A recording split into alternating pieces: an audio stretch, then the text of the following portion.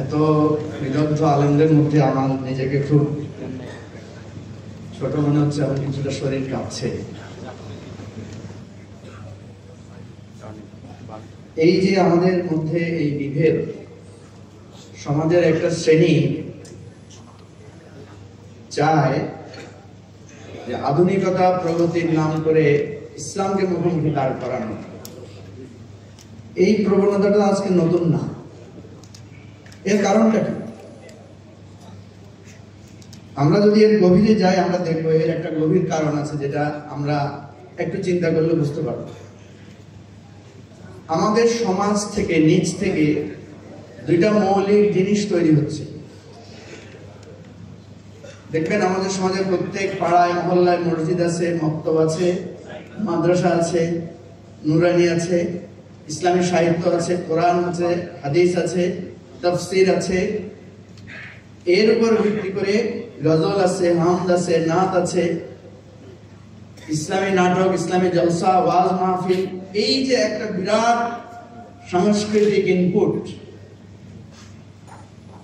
এটা আমরা যদি বাংলাদেশে কোনো ইসলামিক দল নাও থাকে, অটোমেটিক এখান থেকে 20 থেকে 25% লোক একটা ধর্মীয় অনুভূতি, একটা ধর্মীয় আবেগ এবং একটা ধর্মের প্রতি শ্রদ্ধাবোধ নিয়ে ধর্মীয় জীবনের উপর সে গড়ে উঠছে।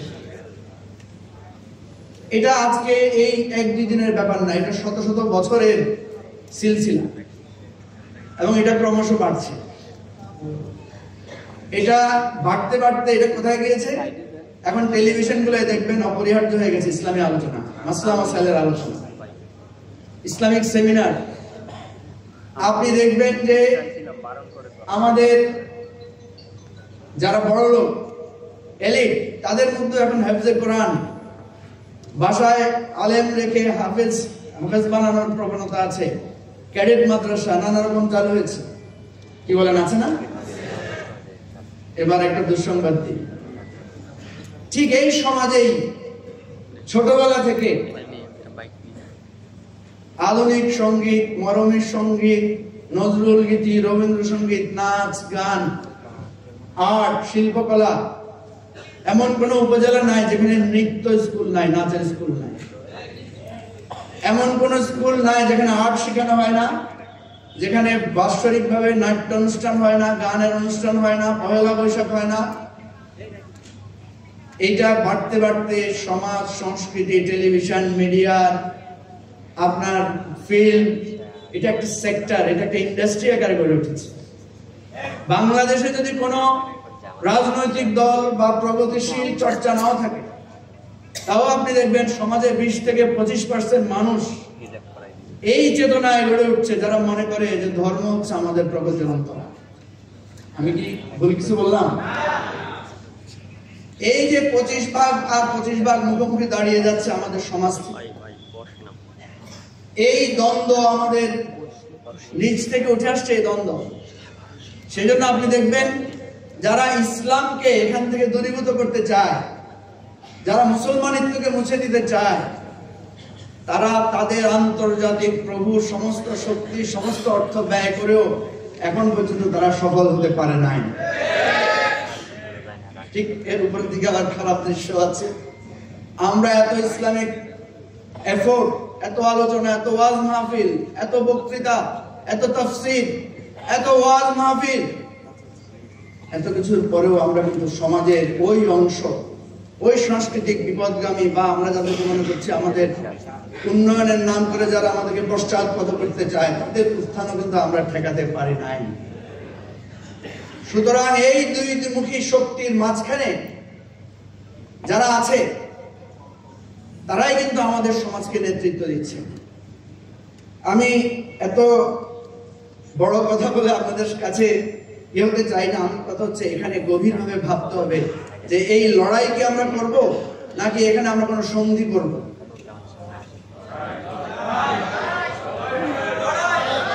আচ্ছা, ঠিক আছে,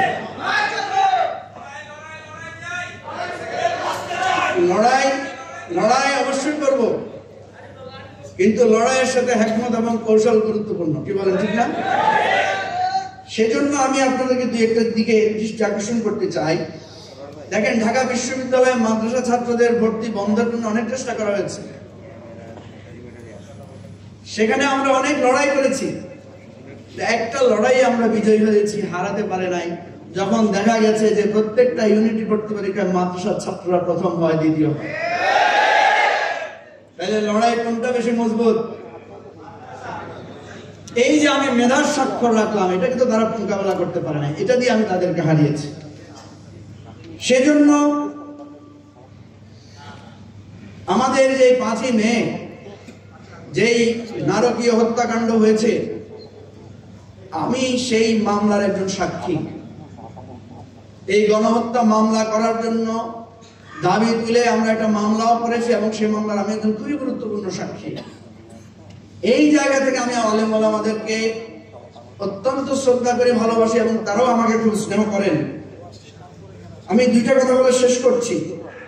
প্রথম কথা হয়েছে, এই যে আমাদের শ্রদ্ধেয় শিরিন পারভীন হক, যিনি এই নারী সংস্কার কমিটির নেতৃত্ব দিয়েছেন, ওনার স্বামীকে আপনারা চিনেন, উনি ডাক্তার জাফরুল্লাহ চৌধুরী।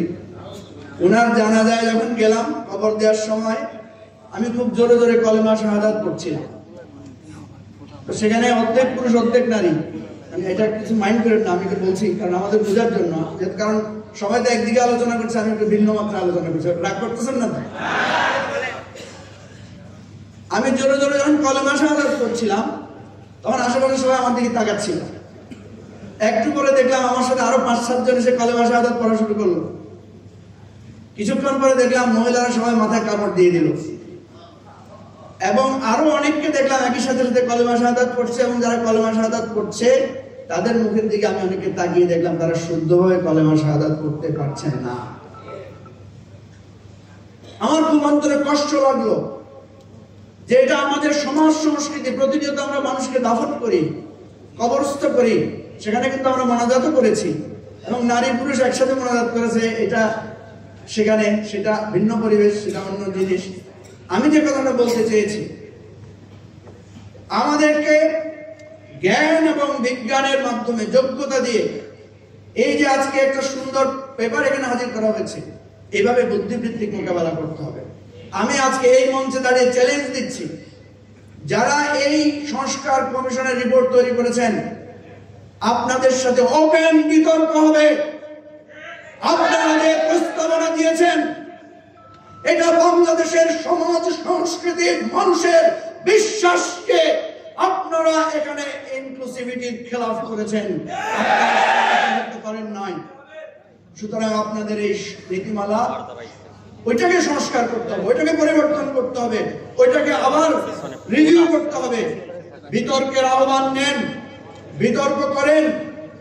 খুব লাস্ট একটা কথা বলে শেষ করছি, ভিক্ষাবৃত্তি কোনো পেশা হতে পারে না। কারণ একজন মানুষ অত্যন্ত অসহায় হয়ে বিপদে পড়ে ভিক্ষাবৃত্তি করে। ভিক্ষুকদেরকে আমরা কি করি? পুনর্বাসন করি। ভিক্ষাবৃত্তিকে পেশা হিসেবে স্বীকৃতি দেই না। বাংলাদেশে যে সমস্ত নারীরা বিপদে পড়ে, বিভিন্ন ফাঁদে পড়ে একটা খারাপ পেশায় গিয়েছেন, আমরা তাদেরকে সেই পেশা থেকে ফিরিয়ে আনতে চাই, পুনর্বাসন করতে চাই। আপনারা তাদেরকে পেশা হিসেবে স্বীকৃতি দিয়ে নারীর অবমাননা করেছেন, নারীদের সম্মান নষ্ট করেছেন। আপনাদের বিবেকের কাছে একদিন এই প্রস্তাবের জন্য আপনাদেরকে বিবেকের কাঠগড়ায়, বিচারের কাঠগড়ায় দাঁড়াতে হবে। এই হলো আমাদের আপনাদের প্রতি আহ্বান। আবারও সবাইকে বলবো, ওপেন বিতর্ক করে এই নারী নীতিমালার বা নারী সংস্কারের প্রত্যেকটি বিষয়ের বিতর্ক করতে আমরা প্রস্তুত আছি। আপনারা আয়োজন করেন। ধন্যবাদ। আসসালামু আলাইকুম।